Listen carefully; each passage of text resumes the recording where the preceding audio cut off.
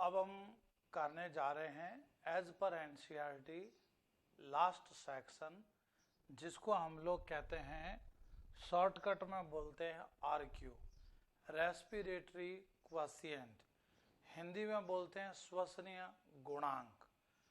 Quotient कोई भी चीज़ है, ये एक तरह का रेशो होता है, इसलिए इसका एक नाम और भी हम लोग बोल सकते हैं, और वो नाम क्या हम दे सकते हैं, रेस्पिरेटरी रेशो, श्वसनीय अनुपात।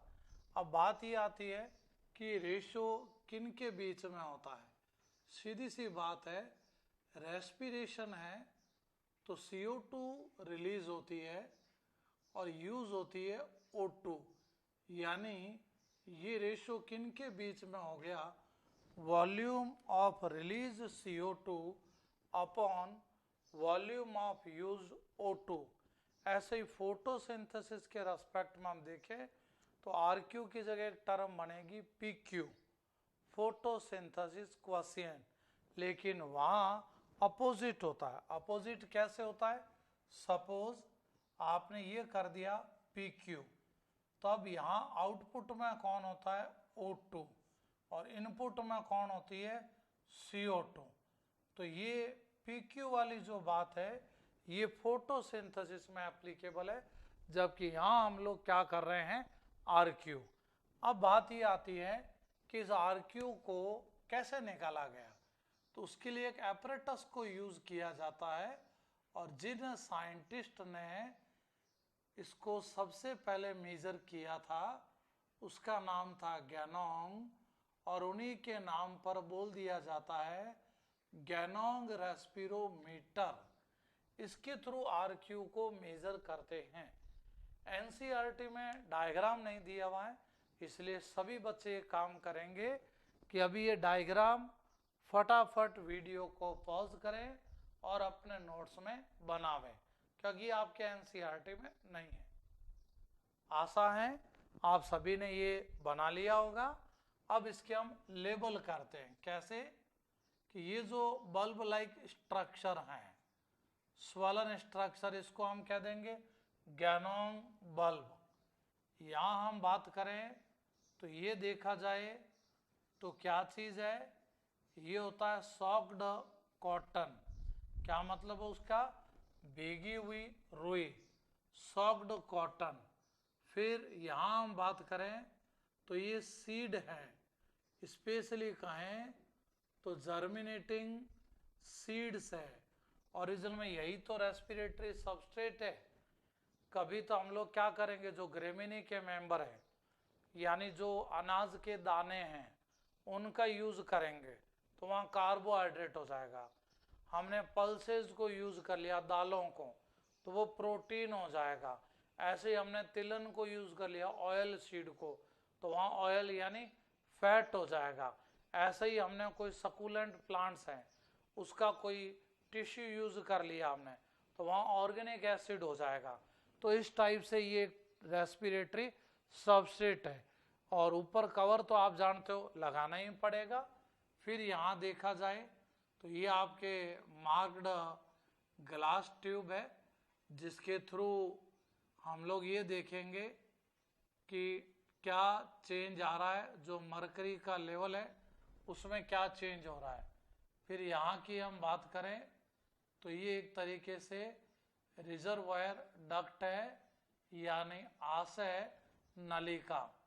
फिर यहाँ हम बात करें, मरकरी को यूज करते हैं, और यहाँ पर भी मरकरी है, तो इसलिए आप चाहें तो इस साइड में भी ये बना दीजिएगा।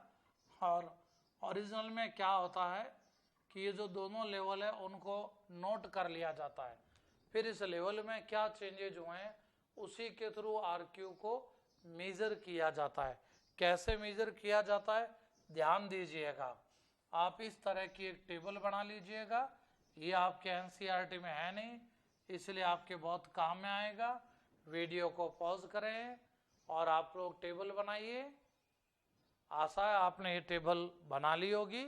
आइए यहाँ पर एक बार हमने वो है, जब कार्बोहाइड्रेट को यूज कर रहे हैं, यानी व्हीट, राइस, इनके हम लोग ग्रेन्स का यूज कर रहे हैं।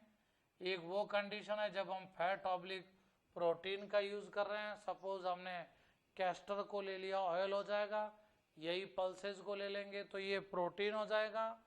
फिर ऑर्गेनिक एसिड, जैसे हमने ओपुंसिया, इसके लीफ के टिश्यू को हमने यूज कर लिया। फिर यहाँ से रिजल्ट कैसे निकलेंगे ध्यान दीजिएगा। रिजल्ट हमने जो यहाँ पर लिए हैं बेसिकली वो लिए हैं हमने इसके बेस पर, मरकरी के लेवल के बेस पर। कैसे कि सपोज कार्बोहाइड्रेट लेते हैं, मरकरी के लेवल में कोई चेंज नहीं आता है। क्यों नहीं आता है? यहाँ दोनों ट्यूब के अंदर लेवल सेम रहता है। सेम क्यों रहता है? क्योंकि रिलीज CO2 का वॉल्यूम और यूज O2 का वॉल्यूम सेम है, यानी RQ की वैल्यू 1 होती है। 1 को आप यूनिट भी कह सकते हो, हिंदी वाले ध्यान रखें, इकाई भी कह सकते हैं। तो ऑफिशियली देखा जाए तो आप इसको मानिए नंबर 1, ये क्यों हुआ इसको नंबर 2, और इसको कर सकते हो नंबर 3। ऐसे बनानी है टेबल आपको। फिर ध्यान रखें, फैट ऑब्लिक प्रोटीन को हम लेंगे तो मरकरी का लेवल जो इधर वाली ट्यूब है यहाँ लेवल देखा जाए तो इंक्रीज होता है। भी इंक्रीज क्यों होता है? भी देखा जाए यहाँ पर कंडीशन, तो कंडीशन ये हो रही है कि O2 की ज़्यादा रिक्वायरमेंट होती है, तो इसका मतलब ये वाला फोर्स ज़्यादा लग रहा है, और इधर CO2 रिलीज होती है, ये फोर्स कम लगता है, तो नेट ये ऊपर जाएगा। इसलिए हम कहते हैं लेवल इनहेंस होता है। और एज पर मैथमेटिकली यदि देखेंगे हम तो आप जानते हो वैल्यू क्या आएगी, लेस देन 1, यानी फैट ऑब्लिक प्रोटीन दोनों में वैल्यू क्या हो गई, लेस देन 1। और यही जैसे ही हम लोग ऑर्गेनिक एसिड को लेंगे तो हम कह रहे हैं कि यहाँ लेवल डिक्लाइन। डिक्लाइन क्यों लेवल हो जाएगा? अब सीधी सी बात है कि यहाँ CO2 का वॉल्यूम ज़्यादा रिलीज होता है, ऑर्गेनिक एसिड है, कार्बन ज़्यादा होते हैं, तो ज़्यादा CO2 रिलीज होती है, यानी अब पुश करने वाला फोर्स ज़्यादा है, पुल करने वाला फोर्स कम है, तो यहाँ लेवल देखा जाए डिक्लाइन। तो इसलिए, और RQ की वैल्यू आप जानते हो CO2 ज़्यादा, तो नेचुरल बात है ये वैल्यू क्या हो जाएगी, ग्रेटर देन 1। तो ये जो पॉइंट है HG लेवल अब NCERT में है नहीं, इसलिए ज़्यादा इसमें आपको परेशान भी नहीं होना है। तो ये RQ को निकालने के तरीके होते हैं। अब हम यही बात करें कि एज पर इक्वेशन किसको कैसे हमने किया है। एक चीज़ और ध्यान रखें उससे पहले कि यहाँ डाटा हमने जो भी लिए हैं वो इस मार्क्ड ग्लास ट्यूब के अकॉर्डिंग लिए हैं, लेकिन हम रिजर्वर डक्ट को लेंगे तो डाटा रिवर्स हो जाएगा। कैसे? यहाँ हम कह रहे हैं लेवल इनहेंस हो रहा है, तो इसका मतलब यहाँ कम हो रहा है। यहाँ हम कह रहे हैं डिक्लाइन हो रहा है, तो इधर लेवल बढ़ता है। तो इतनी डेप्थ में कभी आएगा नहीं, ये हायर क्लासेज में आपके आता है। फिर बात करें हम कार्बोहाइड्रेट के लिए, तो आप खुद जानते हो C6H12O6 रिक्वायरमेंट पड़ेगी 6O2 की, और ये बनाएगा 6CO2 प्लस आप जानते हो 6H2O, और प्लस में एनर्जी तो है ही। अब कोई हमें कहे कि यहाँ आप वैल्यू ऑफ RQ निकालिए तो बड़ा इजी है निकालना। कैसे? यहाँ RQ क्या हो जाएगा, 6CO2 अपॉन 6O2, और ये वॉल्यूम कैंसिल, तो वैल्यू हो जाएगी 1। तो ये तो बहुत ही ईजी है निकालना। फैट के लिए आपको प्रॉब्लम आ सकती है, इस इक्वेशन को भूलिएगा नहीं, काफ़ी इंपॉर्टेंट है, इसलिए हमने यहाँ पर स्टार मार्क लगा दिया है।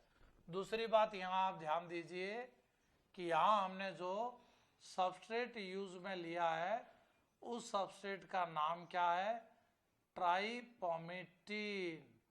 वर्ड पर ध्यान देना, ट्राइपोमेटीन। पोमेटिक एसिड किया था हमने एक CRQ, तब हमने कहा था कि ये 15 कार्बन का एसिड है, COOH को लेवे तो 16 इंटू 3 से कितने हो गए, 48 कार्बन। बीच में कोई ना कोई बॉन्ड होगा जोड़ने वाला, इसलिए कार्बन होते हैं 51, और हाइड्रोजन क्या होगा, अप्रोक्स डबल के अप्रोक्स यानी 98, और ऑक्सीजन बहुत ही कम। यही फैट और प्रोटीन की स्पेशलिटी होती है कि जिसमें C और H की अमाउंट बहुत ज़्यादा होती है और ऑक्सीजन की अमाउंट कम। और किसी भी चीज़ का ऑक्सीडेशन होता है, कंप्लीट कंबशन, तो उसको O2 की रिक्वायरमेंट होती है, CO2 प्लस H2O का फॉर्मेशन होता है। प्लस E का मतलब एनर्जी, यानी एक्सर्गोनिक प्रोसेस है। इक्वेशन को बैलेंस करना जरूरी है। यहाँ हमने 2 क्यों लिया, क्योंकि आप केवल यहाँ 51 लगाओगे तो इक्वेशन बैलेंस नहीं होगी। तो केमिस्ट्री में आप जानते हो, ऐसी कंडीशन में यहाँ 2 लगा कर देख लेते हैं हम, जरूरत पड़े 3, 4 ऐसे देखते हैं। तो 2 हमने यहाँ लगाया तो इक्वेशन बैलेंस कैसे, ये C51 और 2 कितने हो गए 102, तो CO2 कितनी हो गई 102। हाइड्रोजन देखिए 98 और 2, तो यहाँ क्या होना चाहिए 98। अब रही बात ऑक्सीजन, आप यहाँ की ऑक्सीजन, ये ऑक्सीजन जोड़ो, यहाँ ऑक्सीजन है ही आपके 6 और 2 12 एटम, और यहाँ से और हो जाएगा आपका 145 O2, तब इक्वेशन बैलेंस होगी। तो इसलिए भूलिएगा नहीं। अब निकलेगी कैसे यहाँ पर RQ, ध्यान दीजिएगा, CO2 का वॉल्यूम यानी 102 CO2 अपॉन में क्या आएगा 145 O2, वॉल्यूम वॉल्यूम कैंसिल, तो ऑटोमेटिकली आपके डाटा क्या बैठेगा 0.7, यानी फैट के लिए वैल्यू कितनी हो गई 0.7। और हमने थोड़ी देर पहले फैट के लिए डाटा क्या किया था लेस देन 1, यानी बात बिल्कुल प्रूव्ड है। प्रोटीन में भी ध्यान रखना लेस देन 1 ही किया था, तो अगला यही है लेस देन 1। लेकिन इस बार डाटा क्या लिखा देखिए चेंज है 0.8 टू 0.9, यानी डाटा बोलना पड़े तो हम कहेंगे slightly less than 1। Slightly word की वैल्यू समझना, स्लाइटली वर्ड फैट के लिए यूज नहीं किया है, वो 0.7 है इसलिए। यहाँ क्यों यूज कर लिया 0.9 है इसलिए। अब आ जाते हैं ऑर्गेनिक एसिड के लिए। जैसे ये हमने एक फॉर्मूला लिख दिया और स्पेशली हमने प्लांट किया ही था ओपुन्सिया। ओपुन्सिया को आप नागफनी कहते हो, कैक्टस भी कह सकते हो, और सिंपल लैंग्वेज में कहें फोटोसिंथेसिस में आपने एक वर्ड सुना होगा CAM plants crassulacean acid metabolic pathway, तो ये वही प्लांट है। तो यहाँ ये ऑफिशियली देखा जाए तो कौन सा एसिड बन गया ऑर्गेनिक एसिड मैलिक एसिड। इस मैलिक एसिड का डिग्रेडेशन होता है कंप्लीट ऑक्सीडेशन, जरूरत वही O2 की जरूरत पड़ेगी, CO2 रेस्टो रिलीज, E का मतलब एनर्जी।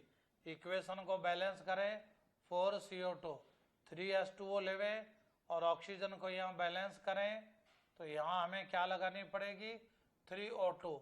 अब आप देख सकते हो इक्वेशन पूरी बैलेंस है। ये सारी इक्वेशन किस टाइम की बात कर रहे हैं डे टाइम की बात कर रहे हैं, क्यों नाइट के टाइम यहाँ वैल्यू अलग होती है। तो RQ कैसे निकलेगा यहाँ पर, सीधी सी बात है 4 CO2 अपॉन 3 O2, और जैसे ही वैल्यू निकालेंगे तो डाटा आपका क्या आ जाएगा 1.33, यानी ऑर्गेनिक एसिड के लिए डाटा क्या आया है ग्रेटर देन 1। अब देखिए ये हमने भले एग्जाम्पल दे दिया हो, आप घर पर खुद प्रैक्टिस करके निकालना। किस किस के लिए निकाल सकते हो, ऑक्सैलिक एसिड के लिए।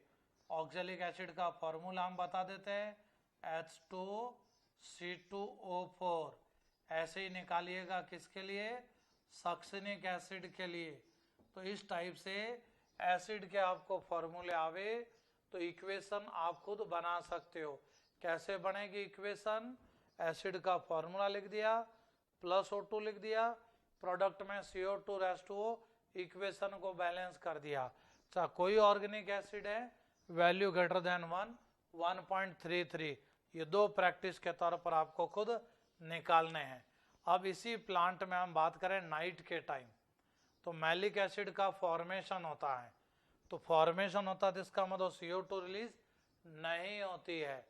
तो जब CO2 रिलीज नहीं होती है तो इसका मतलब RQ फिर कितना हो जाएगा, RQ हो जाएगा यहाँ पर 0। अब देखो कितनी इंपॉर्टेंट बात है, कैसे कि प्लांट है एक ही ओपुन्सिया, डे के टाइम तो आर क्यू कितना आ रहा है 1.33 और नाइट के टाइम आर क्यू क्या आ रहा है 0।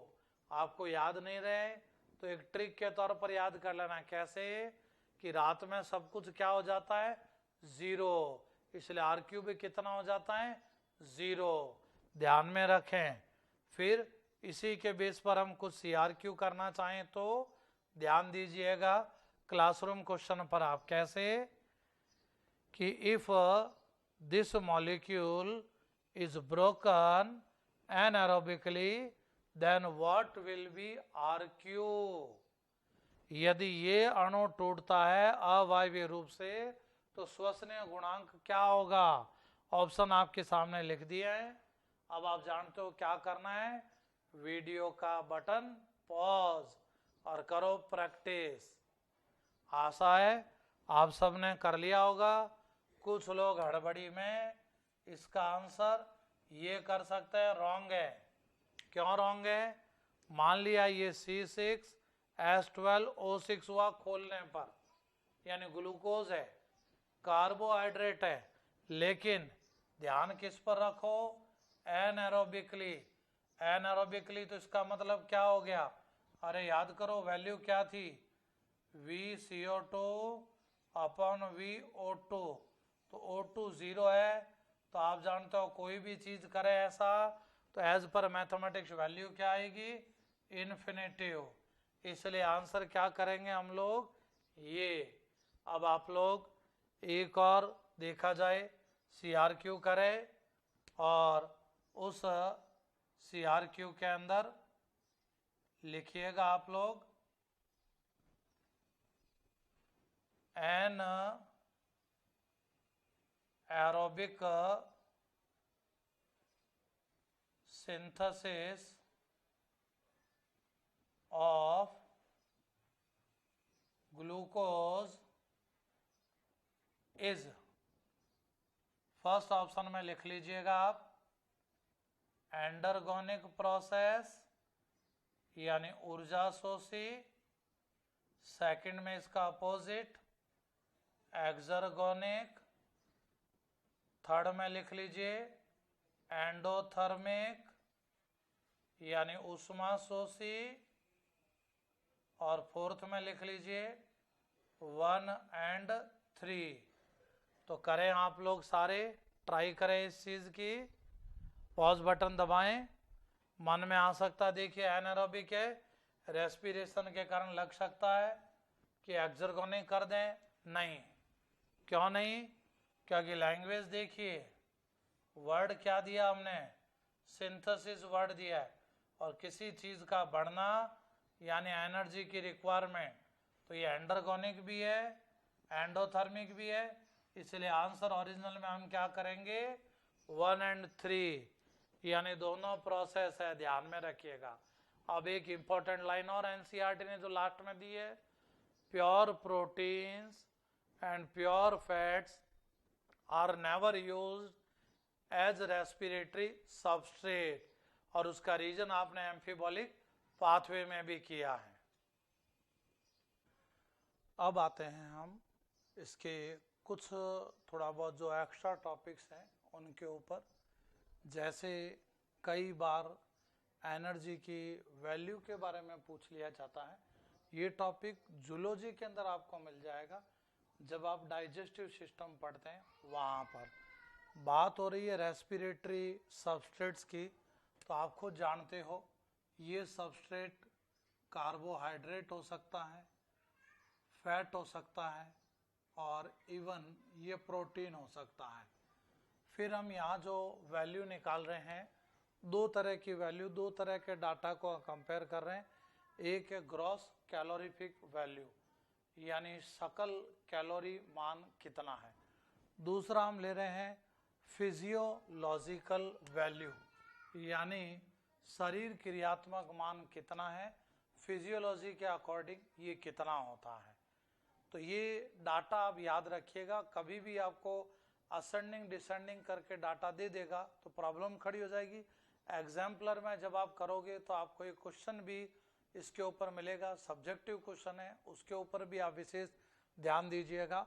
ग्रॉस कैलोरीफिक में कार्बोहाइड्रेट के लिए 4.1 किलो कैलोरी पर ग्राम माना जाता है।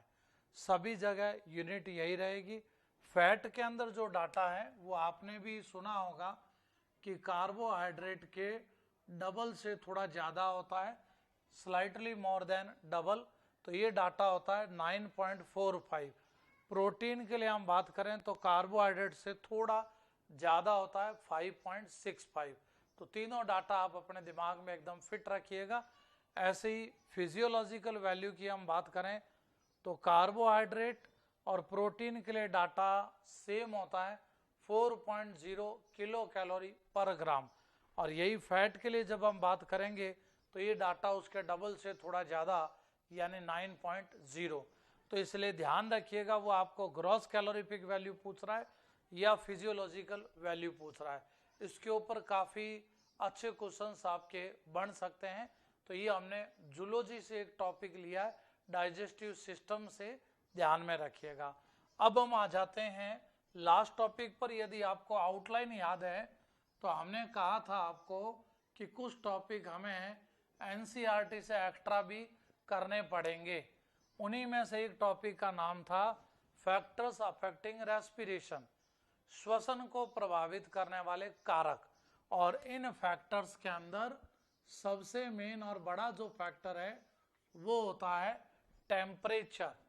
और टेम्परेचर बात करें रेस्पिरेशन के लिए तो आपको ध्यान होना चाहिए कि एक ऑर्गेनिज्म के लिए हम ऑप्टिमम रेंज माने हैं यानी अनुकूलतम मान माने हैं तो ये 20 to 40 डिग्री सेंटीग्रेड होता है। यानी हम केवल और केवल इस रेंज में ही चल रहे हैं तो रेस्पिरेशन की रेट और टेम्परेचर में डायरेक्टली प्रोपोर्शनल यानी सीधे समानुपाती का संबंध होता है।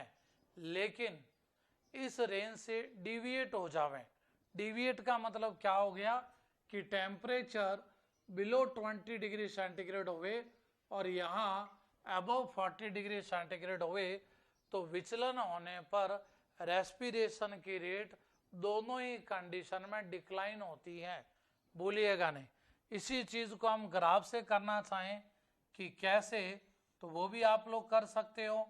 ध्यान दीजिएगा आप लोग कैसे कि इधर एक्स एक्सिस है, इधर हम ले लेते हैं एक बार टेम्परेचर का डाटा और इधर हम लोग ले लेते हैं रिएक्टिविटी ऑफ एंजाइम यानी एंजाइम की क्रियाशीलता।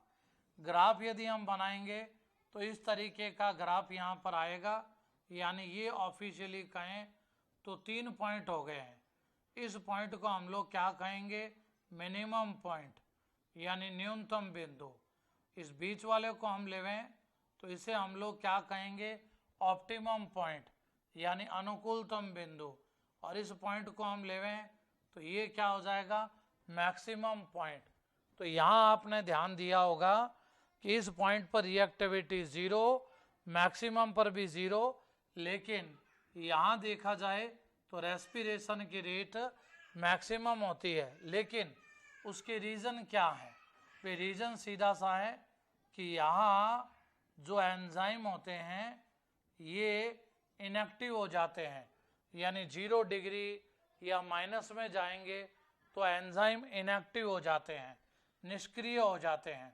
और यही डाटा बढ़ करके 50 डिग्री सेंटीग्रेड के अप्रॉक्स होगा तो ये एंजाइम जो है इनका डीनेचुरेशन हो जाता है यानी विकृतीकरण हो जाता है। Enzymes are denatured. तो इस कंडीशन में भी एंजाइम की रिएक्टिविटी 0 हो जाती है।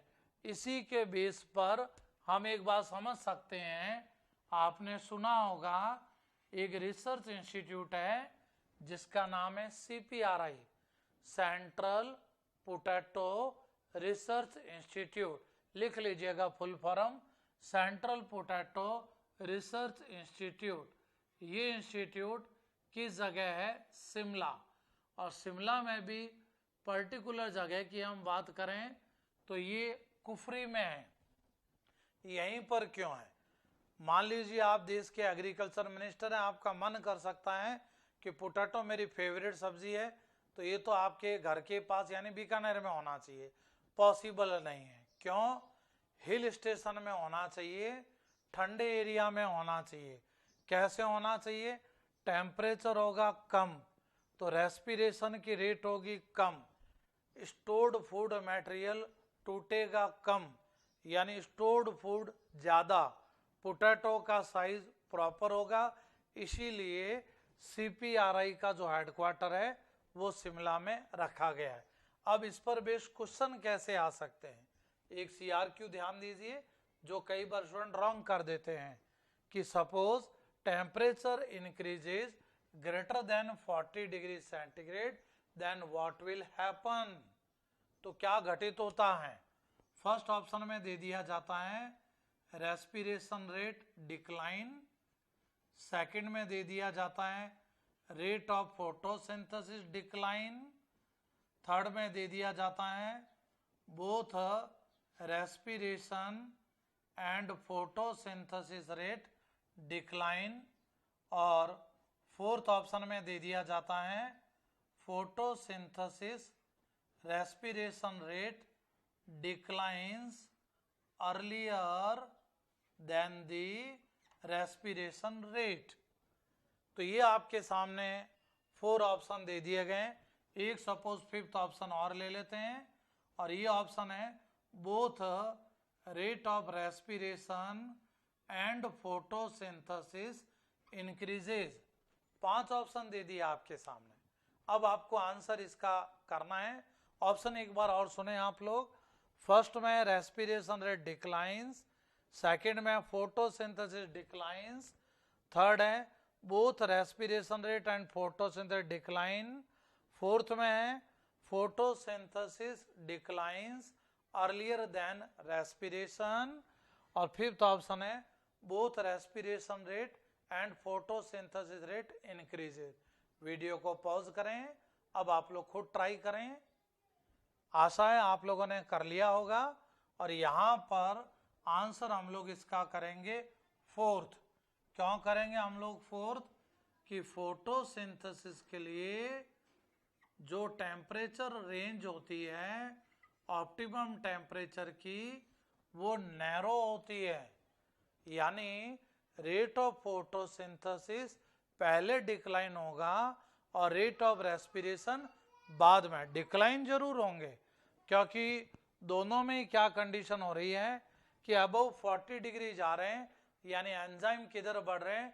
डीनेचुरेशन की तरफ, इसलिए डिक्लाइन होना एकदम कन्फर्म है।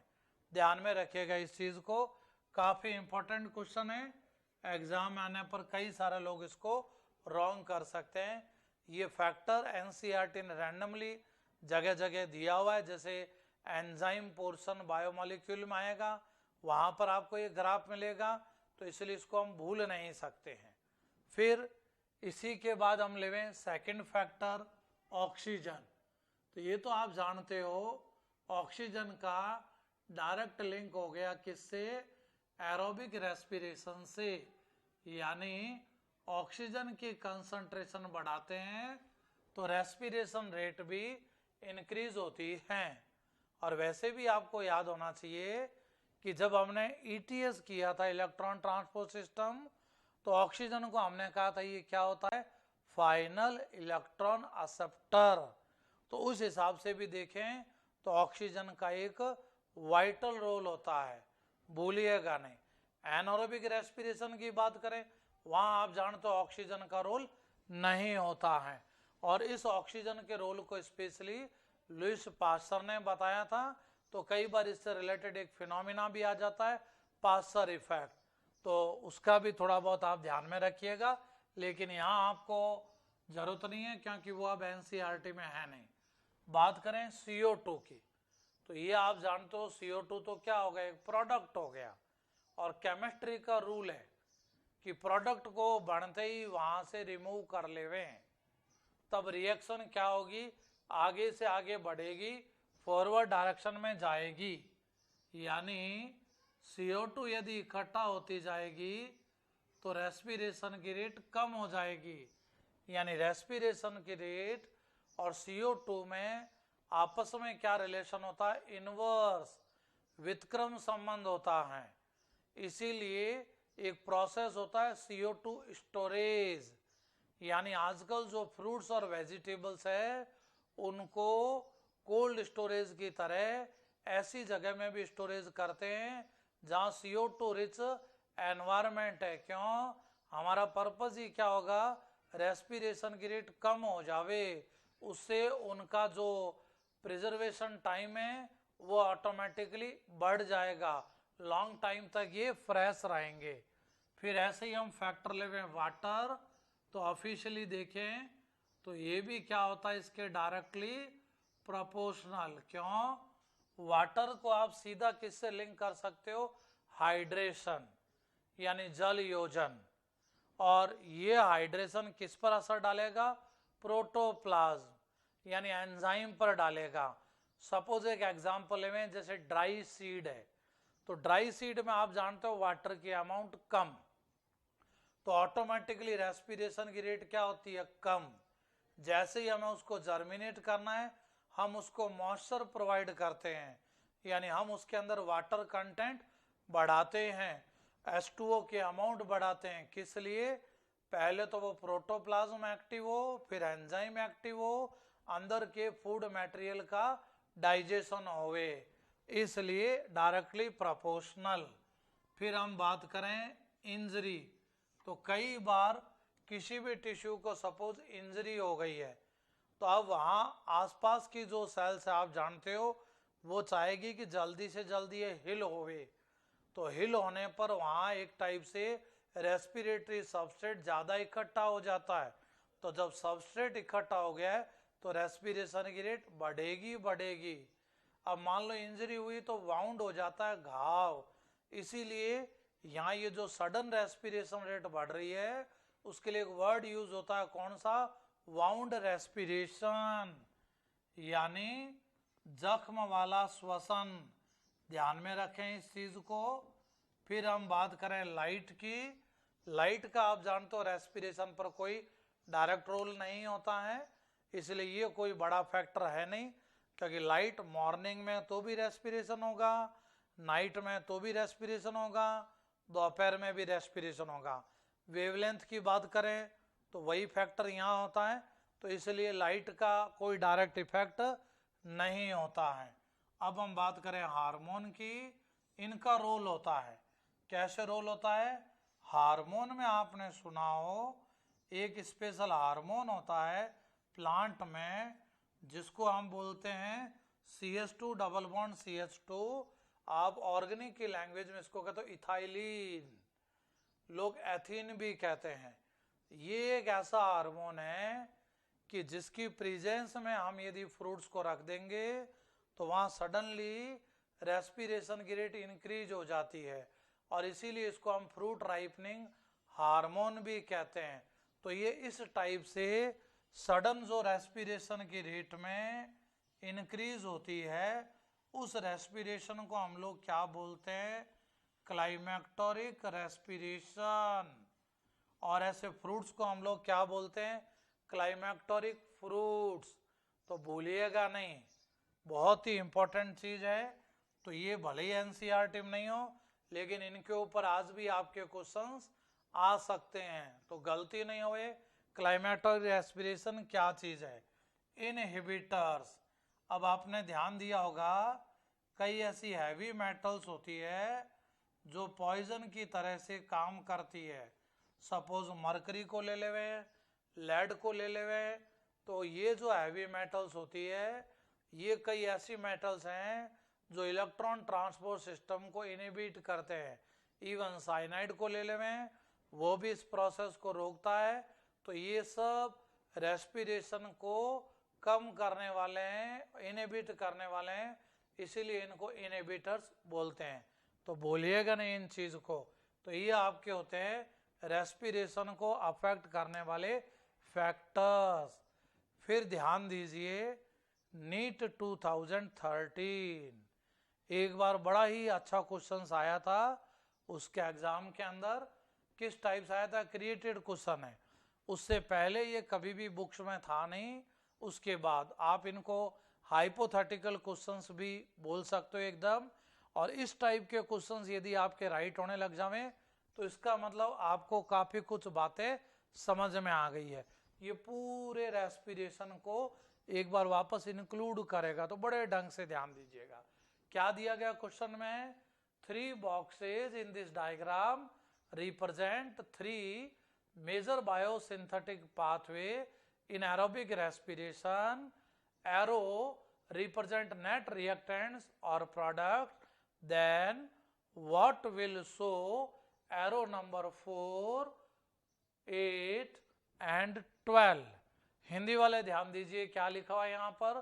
3 बॉक्स दिए गए हैं और हर एक बड़े बायोसिंथेटिक पाथवे को वायवीय श्वसन में दर्शाता है। तीर के निशान नेट क्रियाकारक या उत्पाद को दर्शाते हैं।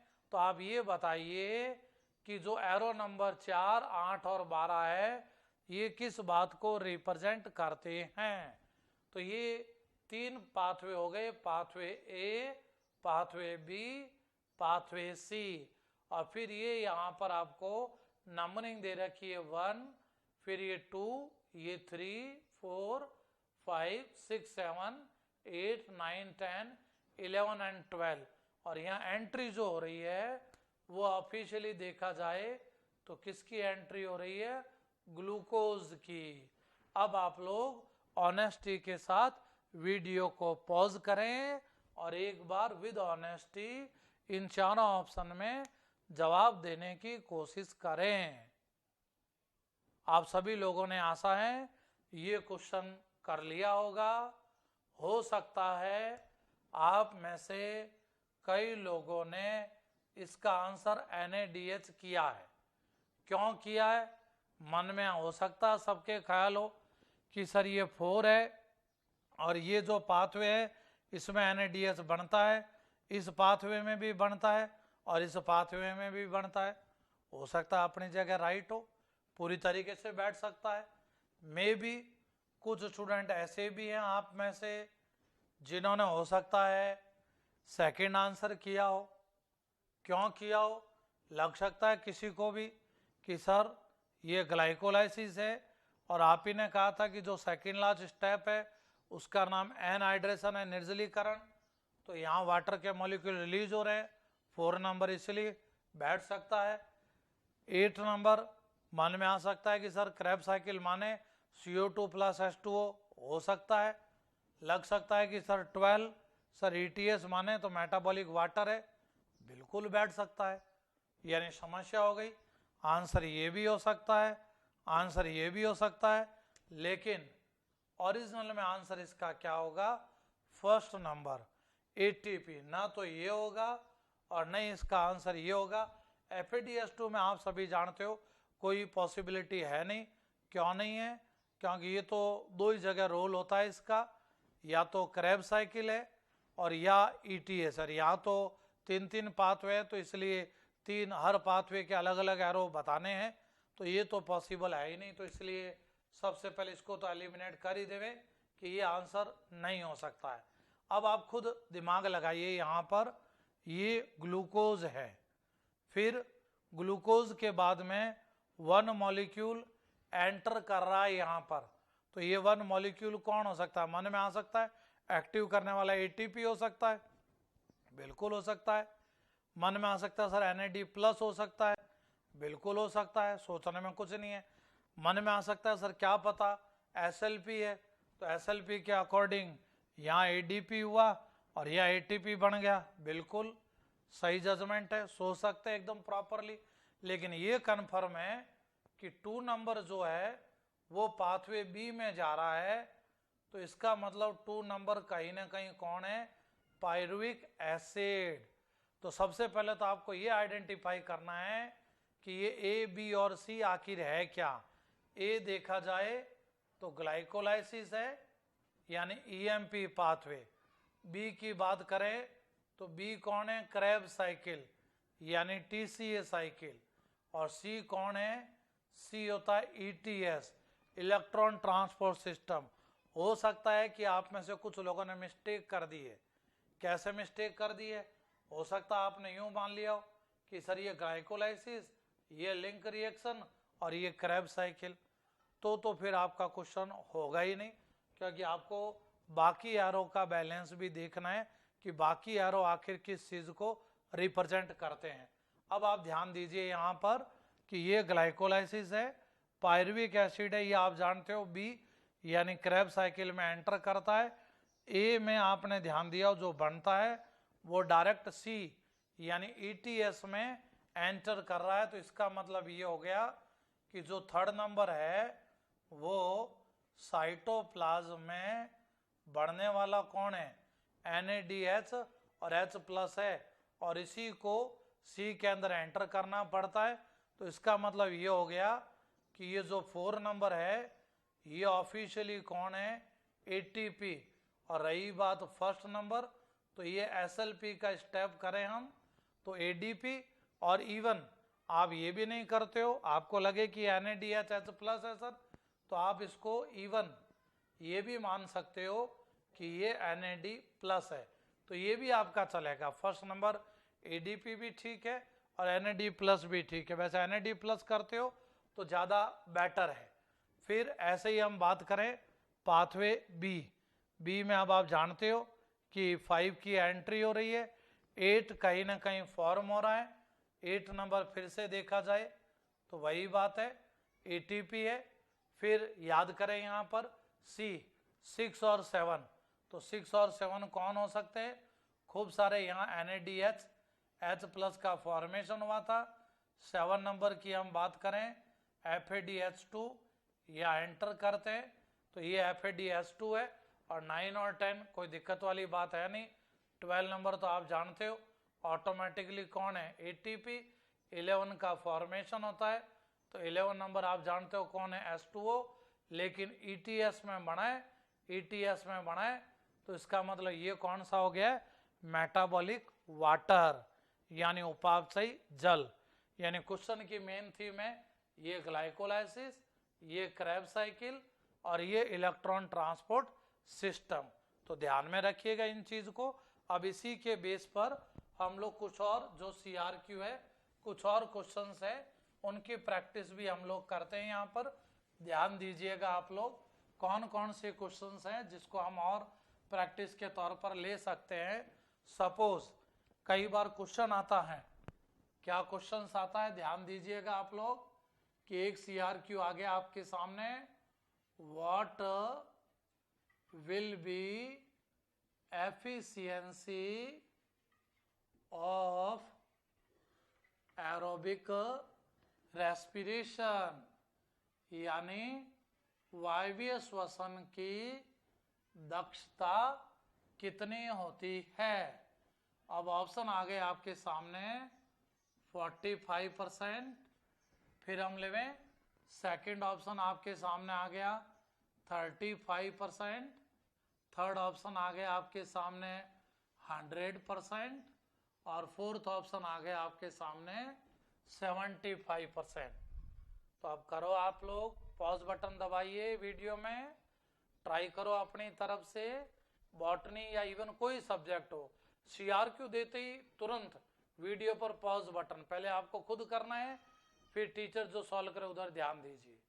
ध्यान दीजिएगा अब आप लोग, यहाँ जो आंसर आपका आएगा वो 45% आएगा। कैसे आएगा, ध्यान दीजिएगा, हमें निकालना है एफिशिएंसी, और किसी भी चीज की एफिशिएंसी हमें निकालनी है तो उसका तरीका होता है आउटपुट अपॉन इनपुट। तो यहाँ याद करो आउटपुट की हम बात करें तो आउटपुट क्या थे यहाँ पर 38 ATP। फिर यहीं पर हम बात करें इनपुट क्या था 686 किलो कैलोरी। फिर एफिशिएंसी परसेंटेज में निकलती है इसलिए इनटू 100। फिजिक्स में आप जानते हो जब तक डायमेंशन सेम नहीं हो इनको कट नहीं कर सकते हैं। तब हम कैसे कट करेंगे, यहाँ पर 38 और 1 ATP को माना जाता है 7.3 किलो कैलोरी के इक्विवेलेंट, और ये 686 और इनटू 100 डाटा आपका क्या आएगा 45% के अप्रोक्स। तो इसलिए भूलिएगा नहीं, ये होती है आपके एरोबिक रेस्पिरेशन की एफिशिएंसी यानी दक्षता। तो ये इस प्रकार से हमने पूरा रेस्पिरेशन चैप्टर लिया। शुरुआत कहाँ से की थी हमने? Outline of the chapter, introduction लिया, फिर डू प्लांट्स ब्रीदिंग, फिर टाइप ऑफ रेस्पिरेशन, फिर हमने मैकेनिज्म में ग्लाइकोलाइसिस, फर्मेंटेशन, फिर हमने क्रेब साइकिल, उससे पहले लिंक रिएक्शन, फिर ईटीएस, फिर उसके बाद में आरक्यू, उससे पहले हमने लिया एम्फीबॉलिक पाथवे, और लास्ट में हमने एक आउट ऑफ एनसीईआरटी टॉपिक कौन सा ले लिया? फैक्टर्स अफेक्टिंग रेस्पिरेशन, और कुछ हमने ले लिए सीआरक्यू के एग्जाम्पल्स। इस तरीके से जब आप लोग प्रिपरेशन करोगे किसी चैप्टर्स को, तब आपका ये चैप्टर कंप्लीट होगा। एक चीज और ध्यान रखिएगा, आपको चैप्टर के साथ साथ डीपीपी पार्ट मिलेगा। डेली प्रैक्टिस प्रॉब्लम हो गई, वो डीपीपी टॉपिक के अकॉर्डिंग होगी। जिस सीक्वेंस में आपको टीचर टॉपिक करा रहे हैं उस सीक्वेंस में होगी, वो साथ साथ मिलाते जाइएगा। उसके बाद में आपका सेक्शन 2 आएगा, जिसको हम क्वेश्चन बैंक में प्रीवियस ईयर के नाम से देते हैं, वो हम करेंगे। फिर आपके 3rd, 4th और 5th सेक्शन आएंगे। 3rd ओल्ड एम्स के अकॉर्डिंग असर्शन रीजन के क्वेश्चन होंगे। अब उसकी इतनी वैल्यू नहीं है, लेकिन फिर भी अपन करेंगे। 4th सेक्शन एनसीईआरटी ने खुद दिया है, जिसको एग्जाम्पलर कहते हैं, बड़ा इंपॉर्टेंट पार्ट होगा, जिसमें सब्जेक्टिव क्वेश्चंस भी होंगे। गलती नहीं होनी चाहिए, सब्जेक्टिव क्वेश्चन सॉल्व करना आना चाहिए, वो आप सबको सॉल्व कर करके भेजने पड़ेंगे। सेक्शन 5 खुद एनसीईआरटी की एक्सरसाइज होगी, जो बुक के पीछे दी गई है। तो इस टाइप से हम सभी को चैप्टर्स करना है। अब आप नेक्स्ट चैप्टर के लिए तैयार रहिएगा। Thank you.